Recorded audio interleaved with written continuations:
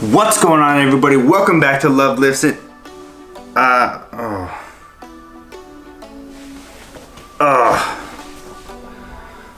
wearing Adidas shoes and a Nike shirt.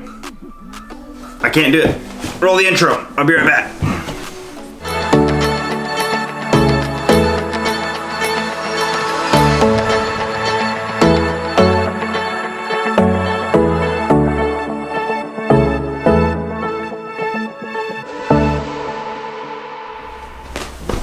Alright guys, I'm back, got the Nikes on. I feel much more in unison.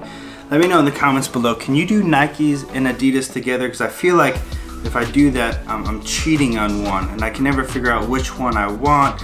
And so I just need to decide Nikes or Adidas, leave it simple and not mix and match. Let me know what you guys think. Anyway guys, today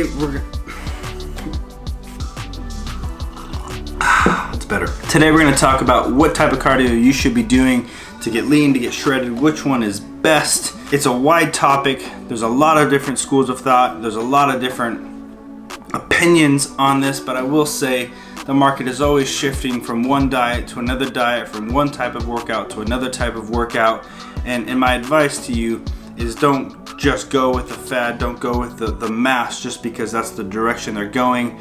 I would say make sure that you don't just throw out everything you've learned so far. Study, learn, grow, research the new things because there's some awesome stuff in there, but don't just assume that, okay, this is no longer good, now I gotta go do this. Don't be swayed too easily by one thing or another. And I will say HIIT training, which is one of the main schools of thoughts of cardio, has really become a fad beyond science, beyond what the body's actually doing, and it just sounds good, looks good, feels good, so people are just running after it and they see a couple of articles or a couple of research papers where somebody that looks good told them that that's what they do to get shredded and they're like, oh, that's what I'm doing.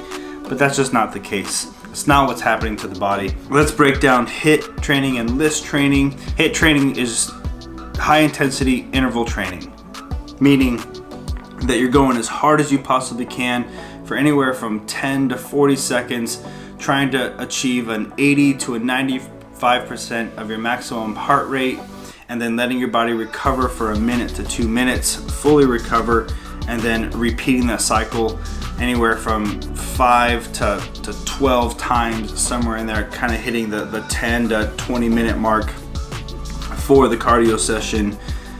Whereas LISS training is low intensity, steady state, meaning you're jumping on a treadmill at an incline or on a stair stepper or on a bike, whatever it is that you're looking to do, but you're trying to hit a moderate heart rate, kind of that 60 to maybe 75% of your maximum heart rate for a long period of time. That's kind of just the basics of what HIIT training is and LISS training is, but it's in the details where we really discover which one is best for us to do. So let's talk about that for a second. The reason why HIIT training is getting such a huge positive feedback from people and people are jumping on board with it, I think is for really three main reasons. The first reason I think is because it's very time efficient, and you can't argue that. It's a great benefit to HIIT training because 45 minutes at the end of a workout doesn't always fit my schedule, where 20 minutes does or 15 minutes does. And if I can do in 15 minutes with HIIT training, calorically I can get the same result as I would if I was doing half an hour of LISS training on a treadmill. There's a lot of days I'm like, I'd rather just get it in, get it done, get it over with, and be done and move on with my day. And so that's a great benefit to HIIT training. The second reason I think people are loving HIIT training is because of the feeling they have afterwards. I don't know about you, but when I do LISS training on a treadmill, I can do half an hour and I'm tired, I sweat a little bit, it's great. I look at the calories that I've burned and I'm like, okay, that's perfect. But I don't feel like I've necessarily exerted myself really hard. Now when I do HIIT training, by the end of it, you definitely feel exhausted, at least if you're doing it right. You feel exhausted. You feel like you've put in the work. You feel like you've burned 1,000 calories, not just 300, you know. And so a lot of people, I think, like the feeling and the sweating, thinking that I worked really hard, and that's a great thing. Even though I would say if 15 minutes calorically of HIIT training is the same as 30 minutes calorically of LISS training, then they're the same thing. but the feeling is just different and people like that feeling. And then the third reason I would say people like HIIT training a lot right now is because it's just a fad, because that's what the market is going into right now, and people are selling, and hype sells. And now I'm not saying HIIT training doesn't work, it absolutely does. There's a lot of hype that I don't think it quite deserves. Now in that, I will say some of the hype that you find in HIIT training is the EPOC, or the caloric afterburn effect of HIIT training, which does exist. It's not arguable. It does exist. However, I don't think it's as insane and as crazy as people often make it out to be. So the EPOC is the excess post-exercise oxygen consumption, meaning because HIIT training, you're at such a high heart rate, it turns it into an anaerobic workout, meaning it uses carbs as its fuel source.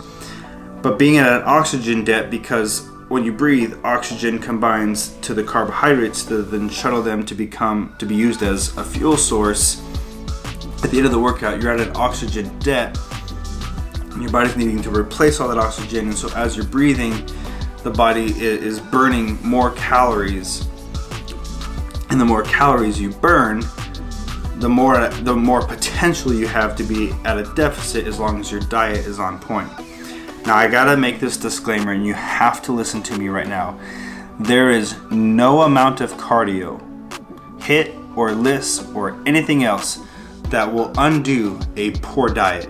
If your diet isn't on point, then you can work out and run all you want. You'll never lose weight, you'll never achieve your goals if your diet isn't on point. Now I'm not saying on point like perfect, I'm saying in balance and geared towards reaching your goals, like your workout is geared towards reaching your goals. Make sure your diet is also correct, not just your training. All right, off my soapbox. Okay, I don't know where I was when I jumped on that train, but let's just pick up where I think I am. So this EPOC effect is definitely happening. I've heard anywhere from 7 to 48 hours. So it's a pretty wide span of how long it's actually affecting you. I would argue that it's probably not 48 hours.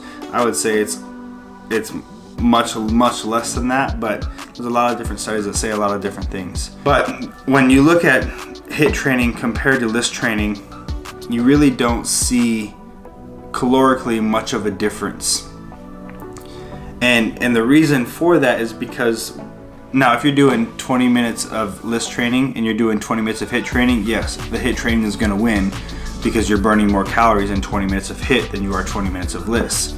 So to get the same calorically out of LISS as you are HIIT, the kind of general rule of thumb is you need to double the amount of time you're doing LISS that you would be doing HIIT to keep calories relatively even. So 10 minutes of HIIT, 20 minutes of LISS are going to even themselves out. But LISS training uses fat as a fuel source. It's an aerobic exercise. So it's going to use fat as its fuel source, which is calorically more dense than carbs are. And so you're burning more calories during the workout, at least in the time frame, but then it ends as soon as you step off the treadmill. The heart rate lowers, it's done.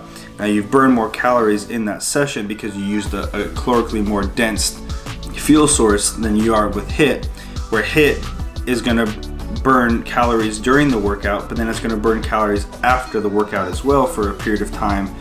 But I do believe that it evens out far more than people realize or what they think is actually happening. Some of the cons to HIIT training, I will say, is you really can't do it as frequently as you can do LISS training. Because it's so intense, it's incredibly taxing on the central nervous system, so you're going to need to let your body recover longer than you would if you're doing LISS training. High impact means joints are going to be affected by that, and it also means that that exhausting effect, as much as it's a good thing, it also just means it's hard, and sometimes you need a break from that to recover, or you're going to need a break from that to recover. With LISS training, you can do it a lot more frequently because the impact is low, because you don't have that exhausted feeling afterwards, even though calorically, as long as you're holding things in their proper, comparing apples to apples, You don't have that exhausted effect. And so you can do it much more frequently because it's easier, quote unquote, on the body and on the joints. But that also leads into one of the cons of LISS training, is that it just takes a lot longer and you don't always have that time. But my advice to you, there's more that you could talk about in that, but I do think calorically and effectively, they do even out far more than you realize, or far more than what all these different fads are telling you. So which training should you do? Which one's better? Do the one that you like. Do the one that fits your schedule. Do the one that you enjoy the most. The one that brings you the most joy. You know, one reason I like HIIT training, or LISS training, so much, is because on the treadmill at a 15% incline, and I can just set my phone down and watch a TV show, read a book, you know, listen to music. I can kind of relax, so to speak, but stay constant and focused on something, so I can kind of distract myself from the training. And the next thing I know, 45 minutes have gone by and I'm, sweet, that was awesome, that was easy.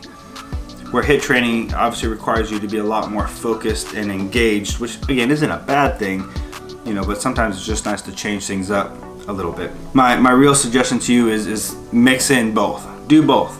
Do a couple days of HIIT, do a couple days of LISS. You know, there are some different things that talk about HIIT training being better for your skin being nice and tight to the muscle, but the only person that really matters to is somebody who's incredibly lean. Like if you're stepping on stage, then every little minute thing matters, because you're under stage lights, in front of judges, in front of people, next to people who have put in hard work, and so everything that you can do to get yourself just a little bit more is important. But for the average Joe, I would say that element is negligible, is irrelevant to you. You know, if you're just trying to look good, be lean and stuff, that added benefit I don't believe exists for you. So mix it up a little bit, enjoy it, have fun, experiment. Now I gotta make another little soapbox thing. Battle ropes. If you're gonna do battle ropes, please don't do this. I mean, do yourself a favor and everybody else a favor. They got the name battle ropes for a reason. You gotta battle them. Do it right. I don't know why I had to put that in there. I just needed to. So anyway, guys, I hope you enjoyed it. Again, thumbs up if you like it. If you want to follow me all the way to the stage, make sure you subscribe, and I'll see you guys in the next video.